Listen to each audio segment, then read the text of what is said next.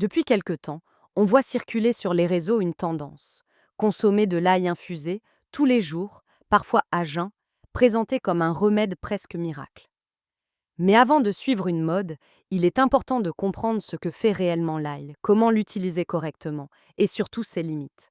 Car l'ail est un aliment puissant, oui, mais ce n'est pas un produit magique. Je suis Azae Botanica, phytothérapeute et exploratrice du bien-être. Je révèle le pouvoir ancestral des plantes pour rééquilibrer le corps et l'esprit.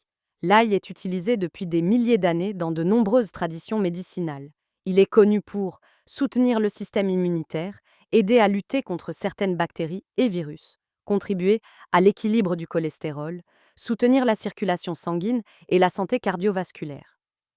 Ces bienfaits viennent principalement d'un composé actif, l'allicine, qui se libère lorsque l'ail est coupé ou écrasé. C'est un excellent soutien naturel, surtout en période de fatigue ou de fragilité. Alors, que vaut vraiment l'ail infusé, dont tout le monde parle? L'ail infusé peut être intéressant, mais il ne contient pas autant d'allicine que l'ail cru écrasé. La chaleur et l'eau diminuent une partie de ses composés actifs. Boire une infusion d'ail peut soutenir doucement l'immunité, réchauffer l'organisme, aider la digestion chez certaines personnes. Mais ce n'est pas un remède miracle et ce n'est pas adapté à tout le monde. Consommer de l'ail tous les jours, surtout à jeun, peut provoquer des brûlures d'estomac, des irritations digestives, des ballonnements ou une gêne chez les personnes sensibles.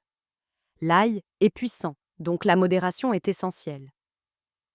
La meilleure approche reste l'ail intégré à l'alimentation, cru ou légèrement cuit, ou occasionnellement en infusion, pas comme une obligation quotidienne. L'ail n'a pas besoin d'être à la mode pour être efficace. C'est un allié ancestral à utiliser avec intelligence, régularité et respect de son corps. Ce n'est pas la surconsommation qui soigne, mais la cohérence et l'écoute de soi. Si tu veux découvrir comment utiliser les plantes et aliments naturels sans tomber dans les excès, abonne-toi à la chaîne Botanica et partage ton expérience en commentaire.